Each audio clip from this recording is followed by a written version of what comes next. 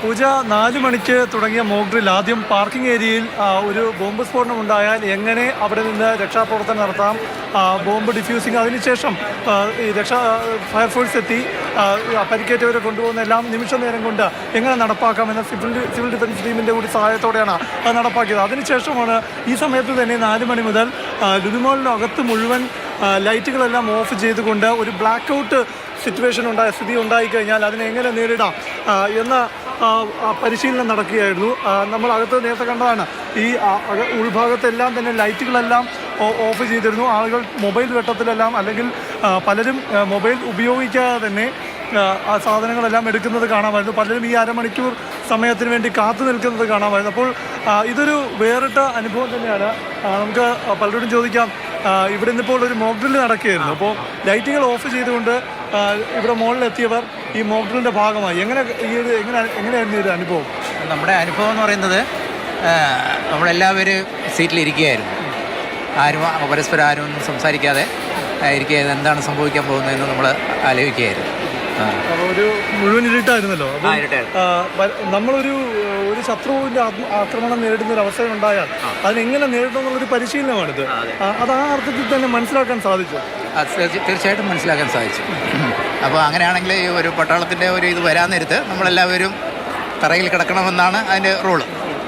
അതനുസരിച്ച് നമ്മൾ അവരുടെ ഈ സംസാരം എന്താണെന്ന് അറിയാൻ വേണ്ടി നമ്മൾ കാത്തിരിക്കുകയായിരുന്നു. അപ്പോൾ ഇത്തരം ബോധവൽക്കരണം ഇനിയും തുടരണം. തീർച്ചയായും തുടരും.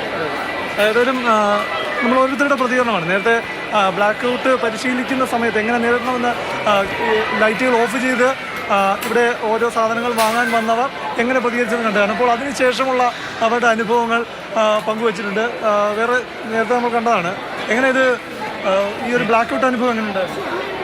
എനിക്കത് ശരിക്കും ഇതിനകത്ത് ഞാൻ ഈ ലുലുവിൽ ആദ്യമായിട്ടാണ് വരുന്നത്. പക്ഷേ എനിക്കത് പെട്ടെന്ന് ഫീൽ ചെയ്തു. പക്ഷേ ഞാൻ രാവിലെ വന്നപ്പോൾ ഞാൻ എന്താണ് സംഭവം എന്ന് കുറച്ച് ആശങ്ക ഉണ്ടായിരുന്നു.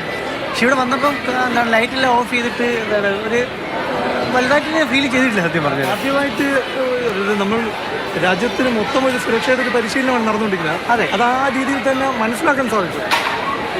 അത് ഇടയ്ക്ക്, അതായത് ഞാനിവിടെ വന്നതിന് ശേഷം ഒരു 10-ലധികം തവണ ഇതുമായി ബന്ധപ്പെട്ട് എന്താണ് ഇതുവഴി നമുക്ക് ഇൻഫർമേഷൻ കൊടുത്തിരുന്നു. അപ്പോൾ അതുകൊണ്ട് തന്നെ ആൾക്കാർക്ക് വിജിലൻ്റ് ആയിരുന്നു, ഇത് പറഞ്ഞതുകൊണ്ട് മാത്രം. അല്ലാതെ ഒരു അസ്വാഭാവികമായിട്ടൊന്നും എന്ത് ചെയ്തിട്ടില്ല. അപ്പോഴും ഒരു വിജിലൻ്റ് ആയിരിക്കാൻ ആദ്യം ഒരു സൈറൻ വരും. അപ്പോൾ അത്തരം മുന്നറിയിപ്പ് ഇത്തരം സാഹചര്യങ്ങളിൽ നൽകും. അപ്പോൾ അതിൻ്റെ ഒരു പരിശീലനം തന്നെയാണ് നടന്നത്. ആ അർത്ഥത്തെ ഞാൻ ഉൾക്കൊള്ളാൻ സാധിച്ചു. തീർച്ചയായും. അതായത് രാവിലെ പോലെ തന്നെ മാധ്യമങ്ങൾ വഴിയെല്ലാം ജനങ്ങളെ അവബോധം വരുത്താൻ മീഡിയാസിനെല്ലാം ഉൾപ്പെടെ കഴിഞ്ഞിട്ടുണ്ട്. അപ്പോൾ ഇത് നമ്മുടെ രാജ്യത്തിൻ്റെ എന്താണ് ഒരു സുരക്ഷയ്ക്ക് നമ്മളെല്ലാവരും ഒറ്റക്കെട്ടാണെന്ന നിലയ്ക്ക് എന്ത് ചെയ്തു, ഇതെല്ലാം ഉൾക്കൊണ്ടെന്നാണ് ഞാൻ കരുതുന്നത്. വളരെ വ്യക്തമാണ്. അതായത് ഈ മോക്ക് ഡ്രിൽ കൊണ്ട് എന്താണ് ഉദ്ദേശിച്ചത്, ആ സന്ദേശം ജനങ്ങളിലേക്ക് എത്തിത്തുടങ്ങിയിരിക്കുന്നു എന്ന് തന്നെയാണ്, എത്തിക്കഴിഞ്ഞിരിക്കുന്നു. അതായത് ഈ മെസ്സേജുകളായി തന്നെ ഏതെല്ലാം രീതിയിലാണ് ഗാർഹികമായി ഒരു മോക്ക് ഡ്രിൽ എങ്ങനെയാണ് നമ്മൾ ശീലിക്കേണ്ടത്, ഒരു കമ്മ്യൂണിറ്റി മോക്ക് ഡ്രിൽ ഏത് രീതിയിലായിരിക്കണം. അപ്പോൾ അത്തരം കാര്യങ്ങളിലെല്ലാം തന്നെ ഇപ്പോൾ നമ്മൾ സംസാരിച്ചവരൊക്കെ തന്നെ പറഞ്ഞ കാര്യം തന്നെ ഏറ്റവും പ്രധാനം. അവരുടെ അത് ആ രീതിയിൽ തന്നെ ഉൾക്കൊള്ളുന്നു. രാജ്യസുരക്ഷയ്ക്ക് വേണ്ടി ഇത്തരം മാർഗനിർദ്ദേശങ്ങൾ ഇനി എന്ത് തന്നെ കേന്ദ്ര സംസ്ഥാന സർക്കാരുകളുടെ ഭാഗത്തു നിന്ന് വന്നാലും അത് ആ രീതിയിൽ ഉൾക്കൊണ്ട് തന്നെ മുന്നോട്ട് പോകാൻ അവർക്കെല്ലാം സാധിക്കും എന്ന് തന്നെയാണ് മനസ്സിലാക്കുന്നത്. അത് ആ ഈ പ്രതികരണങ്ങളും അത് തന്നെയാണ് സൂചിപ്പിക്കുന്നത്.